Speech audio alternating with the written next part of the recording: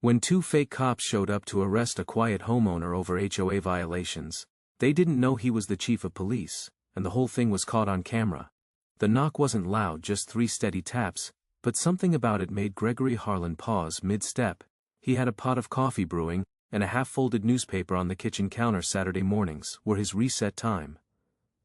The one part of the week that felt truly quiet. But those knocks, they had weight to them. He walked to the door, glanced through the peephole, and froze. 2 men stood on his porch wearing navy uniforms with silver badges that caught the light. The one on the left, taller, clean-cut, had a clipboard tucked under his arm. The other stood with his hand on his belt thumb, brushing over a holstered gun. "Mr. Harlan," the tall one called out, "we have a warrant for your arrest." Gregory didn't move right away. Years in law enforcement had taught him that real authority never needed to shout, but something about their tone was off, flat, rehearsed, like 2 actors reading from a script. He cracked the door open. "Halfway, can I see your IDs?" The taller man's expression didn't change. "We'll explain everything once you're in custody, sir. It's about a city code violation."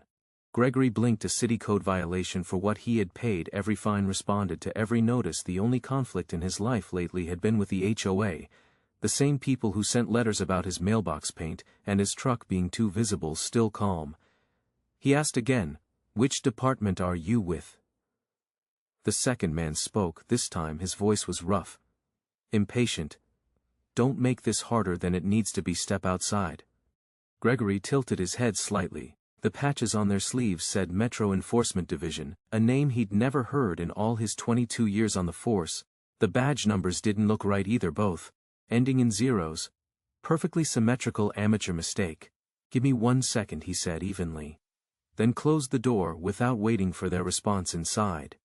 He took a slow breath. His heartbeat was steady.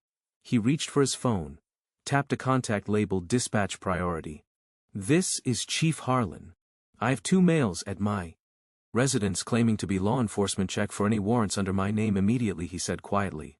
The dispatcher's voice came back, confused. "Chief, there's nothing you want. Backup. Send units, no sirens." He hung up and walked back toward the door. The men were still there, glancing around like they were deciding whether to break in. Gregory opened the door again, wider. "This time, gentlemen," he said calmly, "I asked for identification." The taller man sighed, flashing a wallet badge so fast it could have been from a movie prop set. Gregory didn't even bother hiding his smirk. "You said you're with the Metro Enforcement Division." "That's right." "Interesting," Gregory replied, "because there's no such department in this county."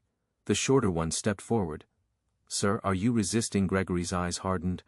"No, I'm waiting." Just then the faint rumble of engines echoed from down the street. 3 black SUVs rolled in silent. No sirens, no lights, just authority arriving with quiet precision. The fake officers stiffened, realizing too late what was happening. One of the SUVs stopped right behind Gregory's driveway. Real officers stepped out, hands on holsters, within seconds. Both imposters were on their knees, their fake badges glinting uselessly on the pavement from the porch. Gregory watched it all without raising his voice. "You came to arrest me," he said softly, "but you didn't even check who I was."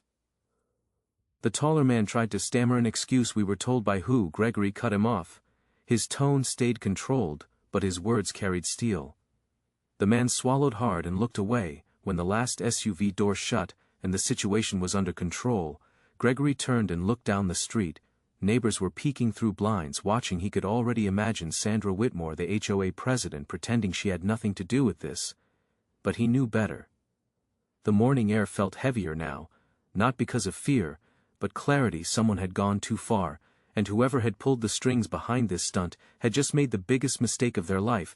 But before Gregory made a single call, he wanted to understand why. Who would risk sending fake cops to his door, and what did they really think they'd find once he opened it 2 weeks earlier? Things in the neighborhood seemed perfectly ordinary, at least on the surface. Gregory Harlan's house sat at the end of Maplewood Drive, a clean cul-de-sac, lined with trimmed hedges and flags fluttering on most porches. He'd bought the home 10 years earlier, back when his promotion to chief had finally given him enough time to slow down and enjoy a quieter life. His days started early: coffee at 6, a morning jog through Greenfield Park, then a stop at the bakery on Old Mill Road for a warm cinnamon roll, and a quick chat with the owner, Mr. Lang. People in town respected Gregory. They just didn't know him. and that was fine by him. Less attention meant fewer assumptions. But lately he'd noticed things changing: the glances, the half-smiles that didn't quite reach the eyes. It began after a new HOA president took over. Sandra Whitmore, a woman who had moved in less than a year ago from Florida, and immediately began treating the neighborhood like her personal kingdom. At first she seemed harmless enough. She introduced herself with a clipboard in hand, and a forced laugh that sounded like she practiced it in the mirror. "We're just keeping the community up to standard, Mr. Harlan," she'd said the first time she walked up his driveway, pointing at a few leaves near the gutter. "You understand, right? We want to make sure everything looks presentable." Gregory had smiled politely. "I think we're all doing our part, ma'am." She didn't like the calmness in his tone. Some people mistake peace for arrogance, and Sandra was one of them. A few days later, Gregory received his first violation notice in the mail. Mailbox paint fading, correction required within 7 days. He laughed quietly, repainted it that same afternoon, and thought that would be the end of it, but it wasn't. The second notice came a week later: unauthorized vehicle parked overnight, black pickup truck visible from the street. That truck was his. It had been there since the day he moved in. He walked down to the HOA office, a small rented room beside the local library, and calmly asked for clarification. Sandra was there, typing furiously at her laptop. She didn't even look up. "Oh, Mr. Harlan," she said flatly. "We've had several complaints. Rules are rules." From who? She stopped typing. "That's confidential."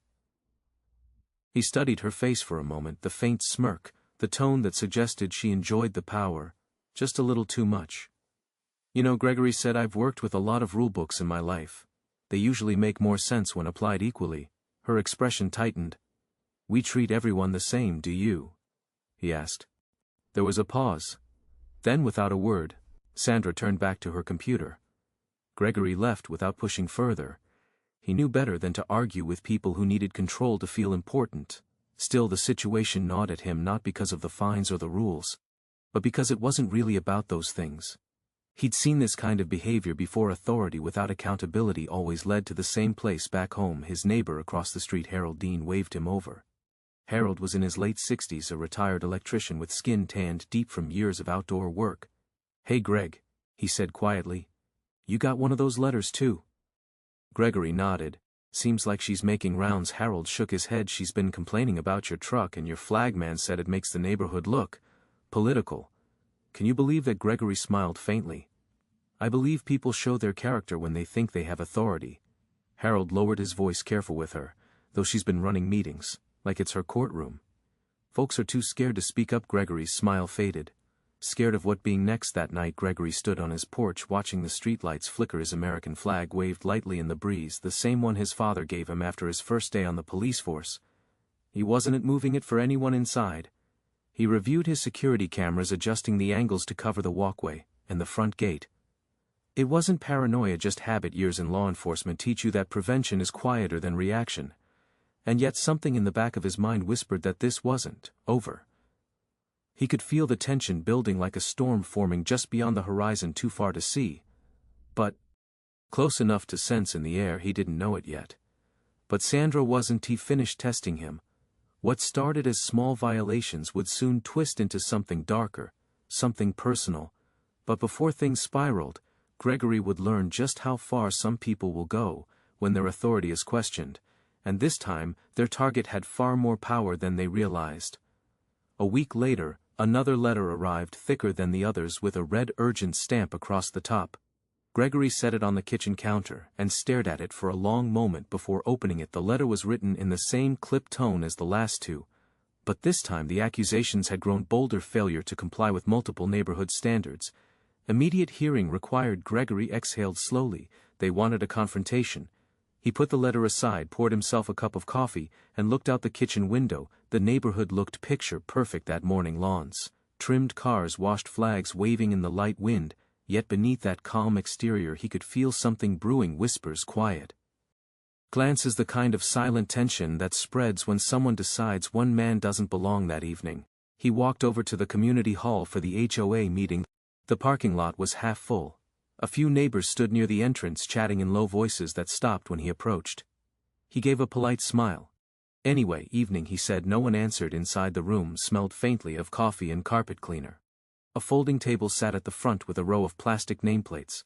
Sandra Whitmore sat in the middle wearing a coral blazer, and that same fixed smile that never reached her eyes. On either side of her were two board members, Lydia Brent, a real estate agent, who agreed with everything Sandra said, and Gordon Pike, a retired insurance adjuster who looked like he wanted to be anywhere else. Gregory took a seat near the back. Sandra tapped her pen against the table. "We'll begin with property violations," she announced, her voice loud and clear. Item 1: repeated non-compliance at 1149 Maplewood Drive. Heads turned. That was his address. Sandra smiled sweetly. "Mr. Harlan, you've been sent 3 notices regarding your property, the mailbox, the truck, and the flag. Yet you continue to disregard our rules." Gregory leaned forward slightly. "I've complied with every notice you've sent," he said. "The mailbox was repainted and my truck is parked on my property. As for the flag, it's within the size limit stated in the HOA handbook." Sandra's tone sharpened. "Yes, but several residents feel the overall appearance doesn't align with the neighborhood's image." He raised an eyebrow. "The neighborhood's image?" Lydia chimed in quickly. "It's about uniformity, Mr. Harlan. We just want everything to look cohesive, so like everyone else." Gordon cleared his throat quietly. "Maybe we could move to the next issue." Sandra cut him off. "Not yet, Mr. Harlan. The HOA is considering a fine for continued resistance to compliance." A murmur rippled through the small crowd.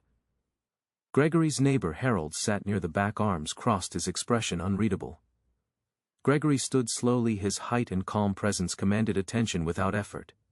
"Let me make sure I understand," he said evenly. "You're fining me for following your rules because you don't like how it looks."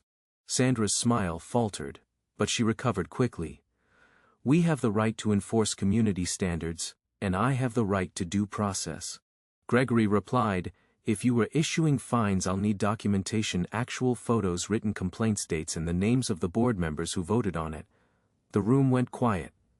Sandra looked caught off guard. "That's not typically shared with homeowners," she said. "Then this meeting is over," Gregory said, simply collecting his folder. "You can't enforce rules. You can't prove." He turned to leave, but before he reached the door, Sandra muttered, just loud enough for him to hear, "Some people think the rules don't apply to them." He stopped, turned back, and looked directly at her. "No," he said quietly. "Some people just don't like being challenged by someone they can't control." For a moment, no one spoke. The sound of the air conditioner filled the silence. Then Gregory left outside. Harold caught up with him. "That was something," he said. "They'll push harder now." Gregory replied, "People like Sandra don't stop when they're embarrassed, they double down." "Maybe you should tell them what you do for a living," Harold suggested. Gregory shook his head.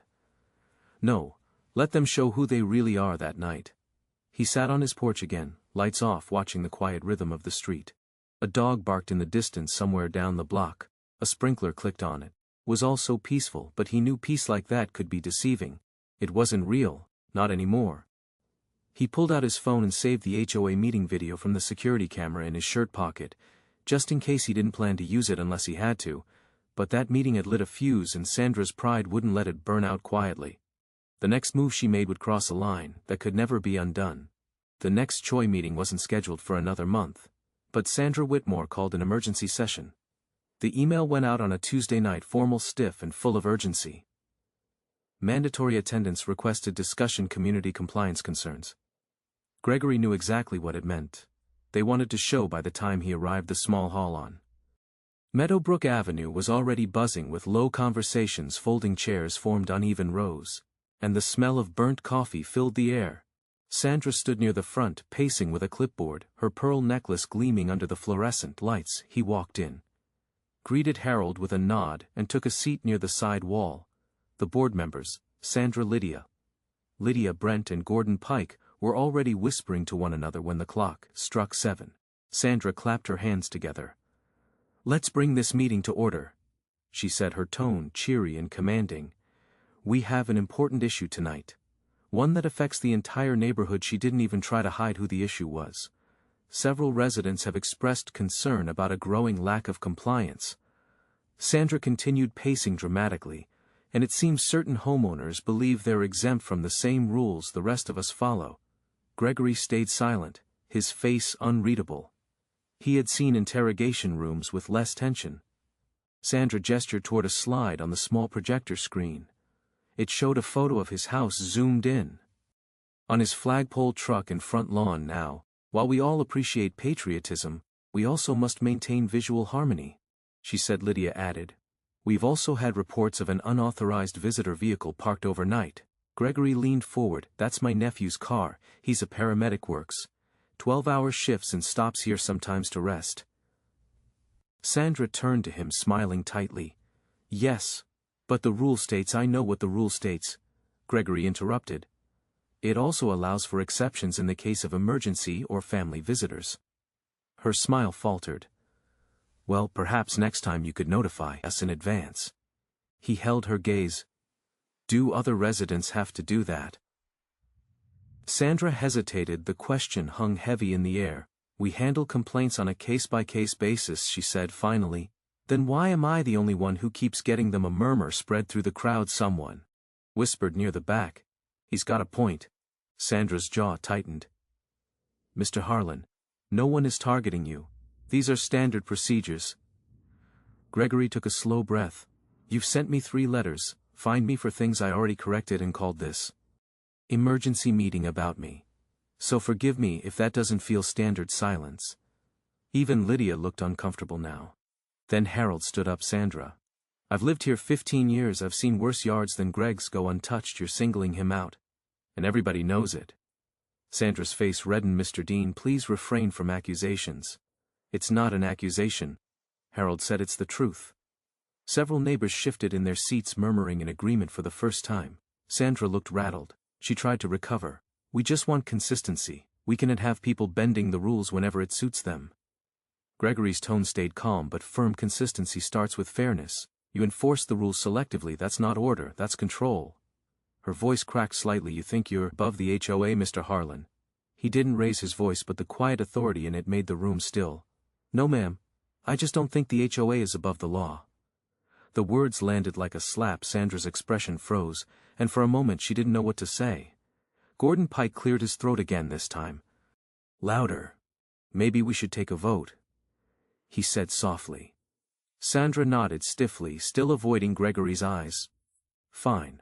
All in favor of issuing a formal citation for non-compliance. No hands went up. Not one. Gregory gathered his folder, nodded to Harold, and started toward the door. He could feel eyes following him, some with quiet support, others with resentment. He wasn't looking for allies. He just wanted peace. As he reached the door, Sandra's voice stopped him. Mr. Harlan, you may think you've won tonight, she said coldly, but this community won't tolerate arrogance forever. He turned slightly, met her eyes, and said calmly, neither will justice. Then he walked outside. The air felt heavy and cool. Streetlights flickered over the parked cars. Harold caught up to him again, muttering, You hit a nerve in there. Yeah, Gregory replied. And people like Sandra don't forget when you do. He looked back toward the buildings, glass doors, where Sandra stood glaring through the reflection. Her expression wasn't just angry, it was calculating. That was when Gregory realized this wasn't about the HOA anymore. It was personal now. And people who take things personally often do reckless things. But Gregory didn't know just how reckless Sandra was willing to get, or how far she'd go to prove a point she should have never tried to make. The day after that meeting, Sandra Whitmore's composure cracked in her mind. Gregory Harlan had humiliated her in front of her board, her neighbors, and worst of all, the people she wanted to impress. Control was everything to her. And Gregory had taken it away with one calm sentence. By noon the next day, she was sitting in her kitchen surrounded by HOA papers, her laptop open, and a half-finished glass of white wine sweating beside it. She kept replaying his words in her head. The HOA isn't above the law. The way he'd said it, confident and unbothered, had lit a fire she couldn't put out. Her friend and fellow board member, Lydia Brent, stopped by unannounced. She leaned against the counter, sipping her coffee nervously. Sandra, maybe it's time to let this go. He's right. Technically we don't have any standing to find him again. Sandra glared at her. You think? I don't know that the man's mocking us. Mocking me? Lydia shifted her weight. He's not mocking you, he just don't defend him. Sandra snapped. Do you realize what happens if we let this slide? Everyone else will start doing whatever they want. We'll have junk cars, broken fences, God knows what else. But this isn't about the neighborhood anymore, is it?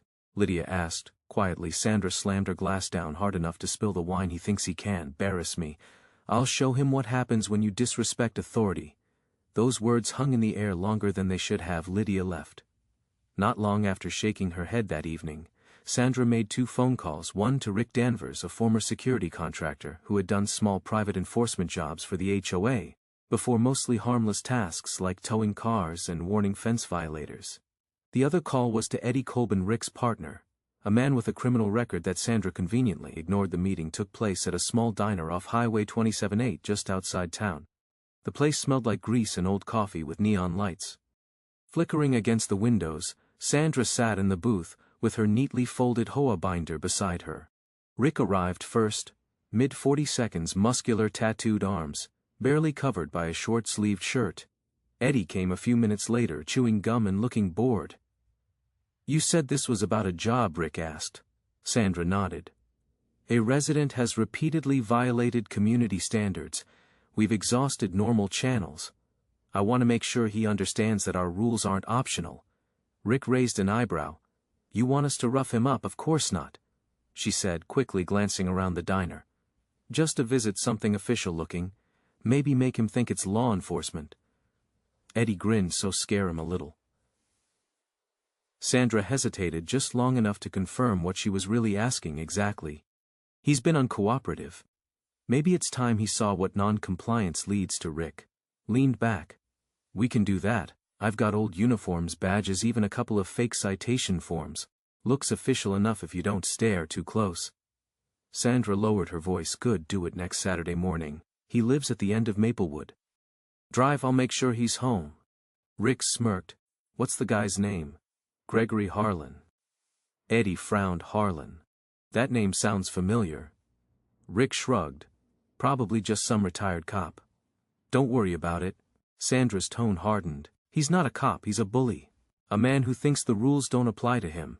They agreed on a price, a few $100s in cash.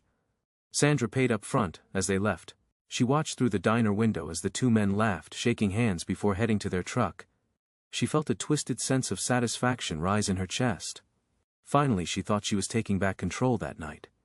She sat on her porch with a glass of wine, staring down the street toward Gregory's house. The lights inside were on his truck, parked in the driveway, the flag swaying gently above it. Enjoy your peace while it lasts, she whispered across the street. Harold watched her from his living room window. He'd seen her talking to strangers earlier that evening, and something didn't sit right. He couldn't hear what was said, but he recognized the look on her face, the same look she'd had after that meeting. Pride, anger, and something darker. He made a mental note to tell Gregory the next time he saw him. But Gregory had been called into work early that week. A case in a neighboring county had kept him late most nights, reviewing files and coordinating task forces. He was tired, focused, unaware that the people living just across the street were setting him up. The plan was already in motion, but what Sandra didn't realize was that the man she was targeting wasn't the type to break under pressure, and the uniform she was trying to use against him was one he wore better than anyone she'd ever meet. Saturday morning arrived soft and pale, with a thin layer of fog hugging the lawns on Maplewood Drive. Gregory was finally off duty for the weekend, his first full day at home in almost a week. He brewed his coffee, flipped on a jazz station, and sat at the kitchen table to read the paper. It was peaceful calm, the kind of morning you wish could last forever. Then came the knock. 3 steady, deliberate taps. He didn't move at first. The rhythm was too precise, too calculated to be casual. He set his cup down, listened for a second knock, and there it was, 3 more, sharper this time. Gregory walked to the door, checked the peephole, and frowned. 2 men stood outside in full uniform, or at least what looked like it. Their badges caught the light just enough to seem real. But something about the way they carried themselves was wrong. Real officers have posture. These men had performance. The taller one, Rick Danvers, stood with a clipboard in hand, pretending to read from it. The shorter one, Eddie Colbin, had his hand resting too casually on his holster. Gregory opened the door halfway, keeping the chain latch in place. Can I help you, Mr. Harlan? Rick said, we have a warrant for your arrest. You've been charged with repeated violations of local property codes. Gregory raised an eyebrow. City code violations. That's correct, Rick said confidently, though his eyes darted for a split second, the kind of flicker Gregory had seen in hundreds of interrogations. Which department are you from? Eddie answered this time. Impatient Metro Enforcement Division. Sir, you need to come with us. Gregory gave a small measured smile. Never heard of it. Eddie's jaw tightened. You will once you're booked. Gregory tilted his head slightly. You know that's funny. I've worked with every department in this state, and I've never once seen a badge like that. Rick shifted. Sir, if you don't cooperate, we'll have to escalate. Escalate. Gregory repeated calmly over a mailbox. Neither man responded. The silence stretched heavy and uncomfortable. Gregory's gaze dropped briefly to their boots, scuffed and mismatched rookie mistake, then to the patrol car parked crookedly near his driveway. The license plate was covered with tape. He exhaled slowly through his nose. Gentlemen, he said, his voice steady, I'll need to verify your credentials before I go anywhere. Eddie smirked. You think we're bluffing? Gregory didn't answer. He closed the door halfway, pretending to grab something from a side table. In reality, his hand reached for the phone in his pocket. One tap, that was all it took to alert dispatch. Back outside, Rick called out. You're making a mistake. Mr. Harlan, Gregory's voice came from behind the door. So are you. A few moments later, the distant hum of engines broke the stillness. 3 black SUVs turned onto Maplewood Drive, moving in quiet synchronization. The fake officers glanced at each other. Confused, Rick muttered, "What the hell?" before they could react. The SUVs stopped at the curb. Real officers stepped out, armed, alert, and focused within seconds. Commands filled the air. Hands where we can see them. Drop the clipboard. Eddie raised his hands instantly, panic washing across his face. Rick tried to speak, but his words tumbled out in useless fragments. Gregory opened his front door slowly and stepped out. He didn't have to say a word. Every officer on that street knew who he was. Chief Gregory Harlan, head of Douglas County Police Department. Standing calm in jeans and a t-shirt, watching as his men surrounded the imposters.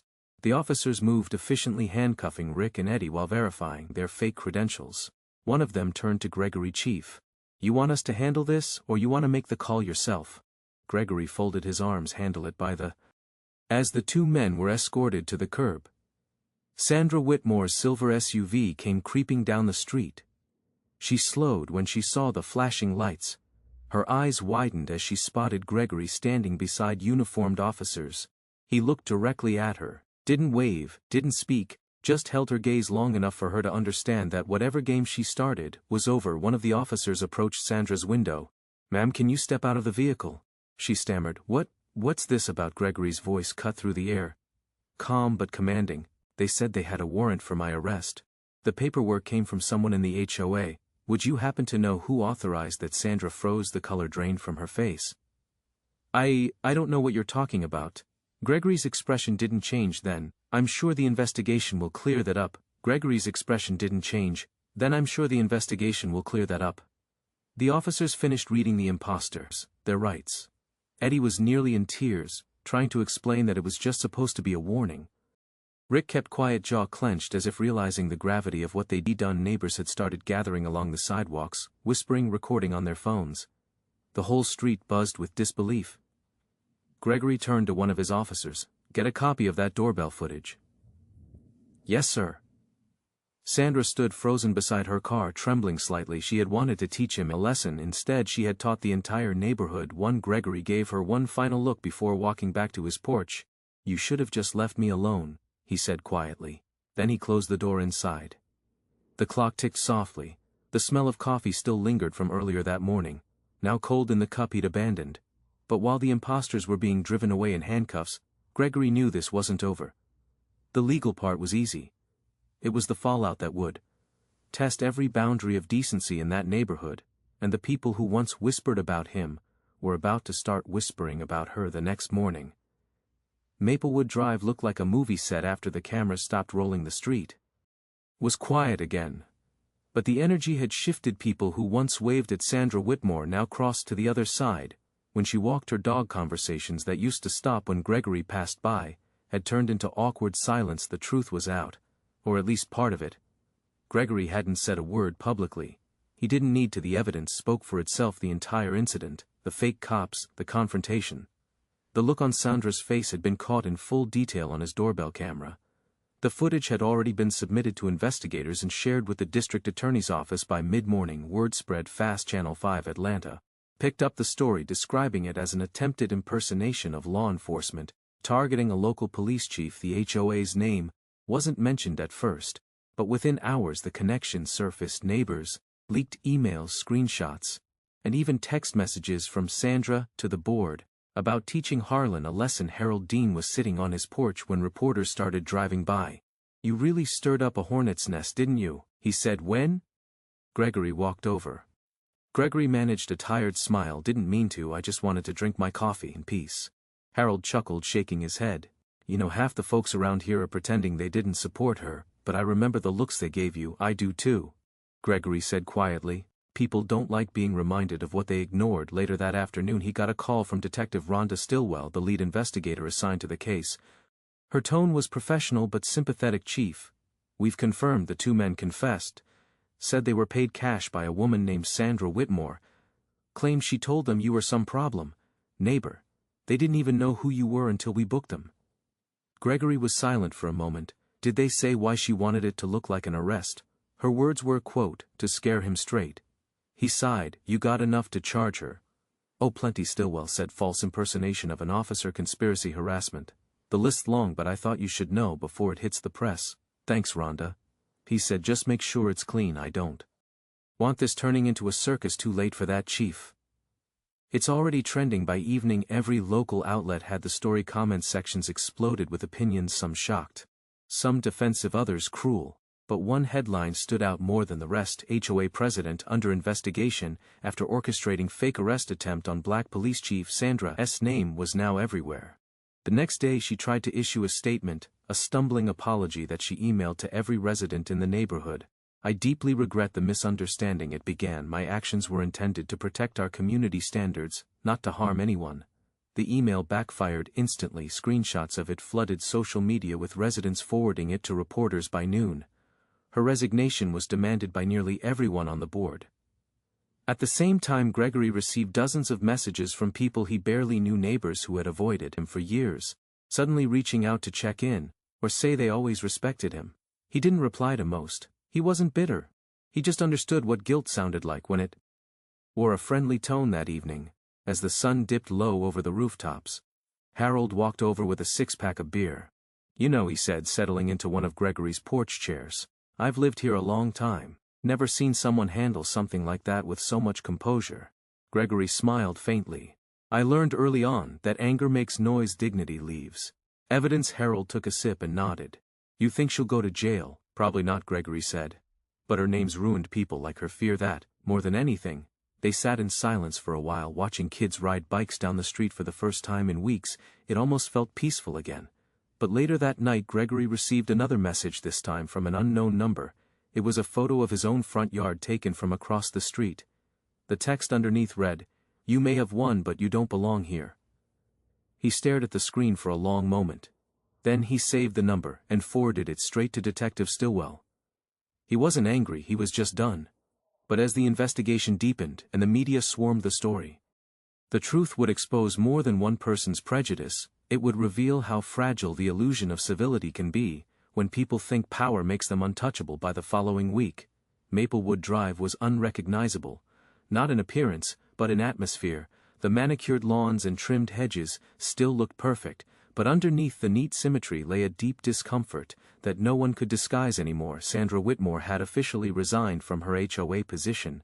The board's website carried a short sterile notice: due to recent events, Miss Whitmore will no longer be serving as HOA president. No explanation, no apology, just an empty statement, pretending everything was normal, but nothing was normal. Not anymore. Residents who once lined up to follow Sandra's rules now avoided her house completely. Her bright flower beds and expensive patio furniture suddenly looked out of place, like props from a play that had closed weeks ago. She spent her days drawing curtains, avoiding reporters, and whispering to lawyers over the phone. The same confidence she flaunted at every meeting had vanished across the street. Gregory kept his routine the same. He mowed his lawn, waved to the mail carrier, and still parked his truck in the same spot. He didn't gloat, he didn't even mention what had happened. Not to anyone. Not even Harold. But the neighborhood couldn't stop talking. On Wednesday, a town meeting was held at Douglas County Hall to address community concerns. Gregory hadn't planned to go, but Detective Rhonda Stillwell called him earlier that day. "You might want to be there," she said. "People are asking questions, some of them about you." When he arrived, the hall was already full. Cameras, reporters, city officials, everyone wanted a piece of the story. Sandra sat 3 rows ahead, her lawyer beside her. Her hands trembled slightly, but her chin was lifted, trying to salvage whatever pride she had left. The moderator cleared his throat. "We're here to discuss the recent impersonation incident and the ongoing investigation involving the Maplewood Estates Homeowners Association." Gregory listened, as Rhonda presented her findings, every detail documented, every statement verified. The imposters had confessed, the payments traced, and Sandra's text to Rick and Eddie read aloud for the record. Gasps echoed through the room as her own words filled the air. "Make sure he sees the badge. I want him to feel it." Sandra shrank in her seat when it was Gregory's turn to speak. He stood slowly, buttoned his jacket, and walked to the microphone. The flash of cameras made the room hum with anticipation. "I've served in law enforcement for 22 years, he began.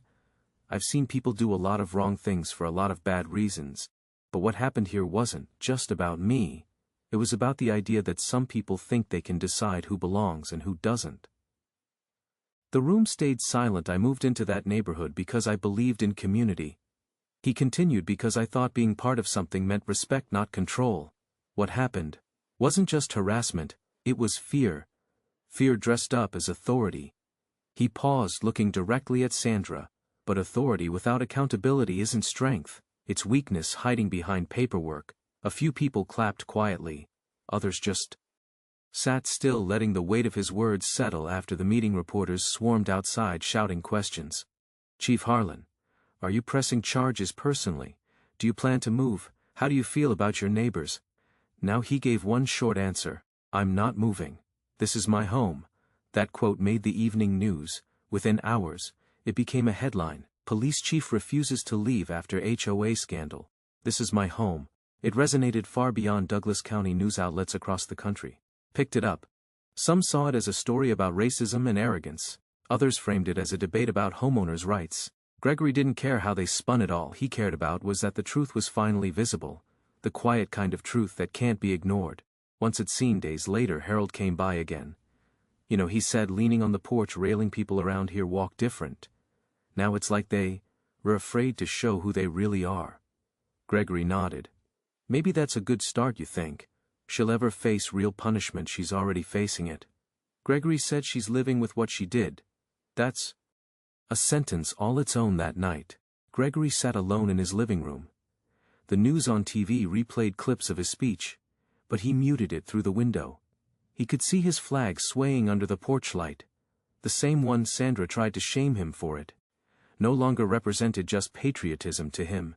It represented defiance in the quietest, most dignified form. He wasn't proud of what happened, but he was proud of how he handled it.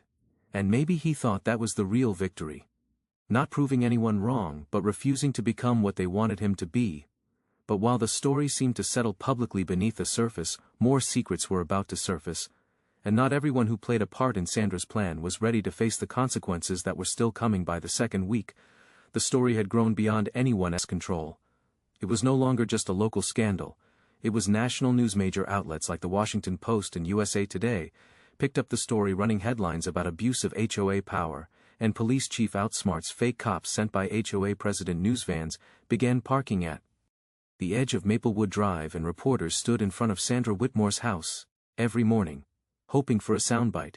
Gregory didn't like the attention. He never did. He wasn't chasing fame. He was trying to move past the noise. But the world had a way of turning real pain into public spectacle, and now strangers had opinions about his life. The department's PR team had advised him to make a short public statement. So one Friday morning he stood at the podium of the Douglas County Police Department, cameras pointed straight at him, microphones cluttered in front of his face. "Good morning," he said, his voice steady. "I appreciate the support, but I want to make something clear. This isn't about me versus one person. It's about what happens when people let authority turn into entitlement." He paused, letting the words breathe. "My message is simple. If you lead people in any capacity, you owe them fairness, not fear, and if you make a mistake, own it, don it, hide behind excuses. It wasn't long, but it was powerful. That clip spread faster than any headline could. His composure, his tone, calm, measured, not vengeful, struck a chord with people who had experienced the same kind of quiet discrimination. After the press conference, Gregory stepped outside to find a group of residents waiting. Some were from his neighborhood, others had driven from nearby towns just to shake his hand. An older woman approached first, her voice trembling. "Chief Harlan, I just wanted to say thank you. What you did, it gave a lot of us courage." He smiled gently. "You don't need courage to be decent," he said. "You just need to remember what's right." Meanwhile, the investigation into Sandra's conduct had taken a new turn. Detective Stillwell discovered that the HOA funds had been mishandled. Records showed several unauthorized transactions, landscaping expenses that didn't exist, contractor fees with no invoices, and even payments made to a consultant that turned out to be one of Rick Danvers' shell accounts. When confronted, Sandra broke down during questioning. The woman, who once ruled HOA meetings with icy confidence, now sat in a small interrogation room. Shoulders slumped. "I just wanted order," she whispered, voice cracking. "You don't understand what it's like trying to keep people in line." Stillwell looked at her, unimpressed. "Keeping people in line isn't your job. Treating them fairly is. You crossed that line and you dragged others with you." Sandra buried her face in her hands. "I didn't think it would go this far, but it had, and now there was no walking it back." Later that week, Gregory received a call from the district attorney's office confirming the charges. Sandra would face counts of conspiracy, harassment, and impersonation through proxy. Rick and Eddie were charged separately and agreed to testify in exchange for lighter sentences. When the news broke, the community reaction split cleanly down the middle. Some believed she deserved prison time. Others said she had simply made a bad decision. But one thing was certain: her reputation was gone. The same neighbors who once applauded her strictness now treated her like a stain they couldn't scrub away fast enough. On Sunday morning, Gregory saw her for the first time since the incident. She was walking to her mailbox dressed in sweatpants, her hair unkempt, head down. The woman, who once smiled for control, now barely looked up. Their eyes met briefly. She froze, unsure whether to speak. Gregory gave her a small nod, not out of forgiveness but acknowledgement. The kind of nod that says, "You did this, live with it."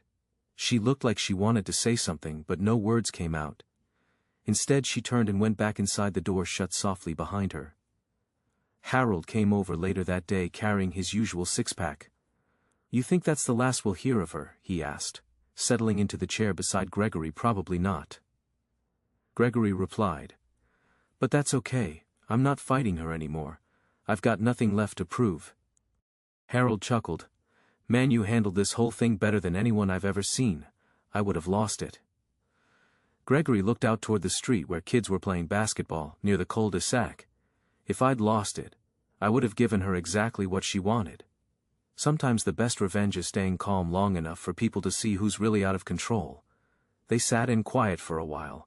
The world outside was still watching, but here on Maplewood Drive life was finally beginning to breathe again. That night, as Gregory turned off the porch light, he thought about everything that had happened, how one person's hatred had exposed an entire community's silence, and how the truth had forced everyone to look at themselves differently.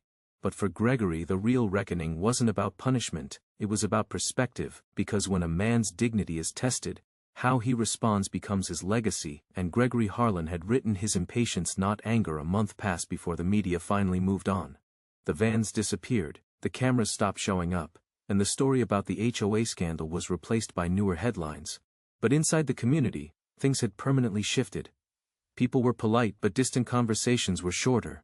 Even the neighborhood summer cookout, usually a big event, was canceled due to lack of interest. Gregory didn't mind the quiet. He'd gotten what he always wanted, peace, but it came at a cost. He couldn't walk down Maplewood Drive without noticing how people avoided eye contact, how they tried too hard to act normal. Some carried guilt, others carried resentment, and a few he suspected were still waiting for him to leave. He didn't. Every morning he still jogged past Greenfield Park, waved to the bakery owner on Old Mill Road, and came home to his same house mailbox, freshly painted flag fluttering above the porch. That flag meant something different now. It wasn't a decoration, it was a statement. One Saturday, as he was trimming his hedges, a teenage boy from down the street stopped by. His name was Caleb Monroe, Sandra's neighbor. He looked nervous, holding his bike by the handlebars. Mr. Harlan. He said. Gregory wiped his hands with a rag. Yeah, son, what's up? My dad said I shouldn't talk to you, Caleb said quickly, but I wanted to. I wanted to say, I'm sorry for what happened. My mum said people treated you wrong. Gregory studied him for a moment, then smiled softly. You didn't do anything wrong, Caleb. The boy nodded, eyes fixed on the ground. Yeah, but people did, and nobody said anything. Gregory put a hand on the boy's shoulder.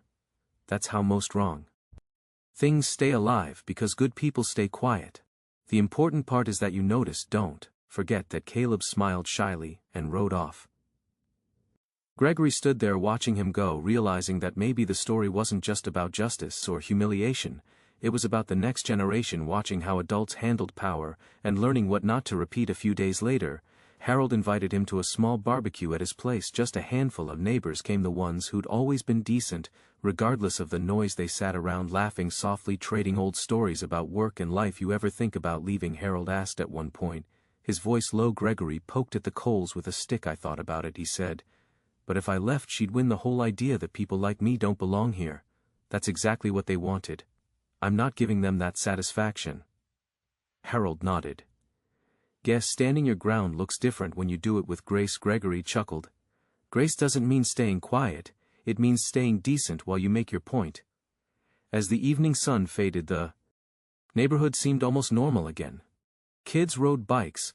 Porch lights flicked on one by one, and for the first time in weeks laughter carried faintly down the block. Later that night, Gregory sat on his porch alone. He could hear crickets in the distance, the hum of a passing car, the rhythmic creak of his rocking chair. He took a slow sip of coffee and let the calm sink in. He thought about everything that had happened, the fake offices, the public humiliation, the way Sandra's plan had crumbled under the weight of its own cruelty. But most of all, he thought about the lesson buried inside all of it. Authority, he realized, doesn't make a person powerful, integrity does. Titles fade, jobs change, neighbors come and go, but how you treat people when you think no one's watching, that's what lasts. The doorbell camera had caught more than a crime that morning. It had caught a truth that echoed louder than any headline, that real strength isn't loud, and justice doesn't always roar. Sometimes it whispers. When the porch light flickered off, Gregory stood and looked once more at the flag waving gently in the breeze. He wasn't angry anymore. He wasn't even proud. He was simply at peace. Because in the end, he hadn't just cleared his name. He'd reminded an entire neighborhood what accountability looks like. And maybe, just maybe, a few of them would think twice before mistaking silence for weakness again. If you've stayed with this story until now, remember, this character isn't proven in comfort. It's proven in conflict. So when life tests your patience, keep your dignity close and your voice steady. That's how real change begins. Subscribe for more true stories that remind us who we are and who we should never become.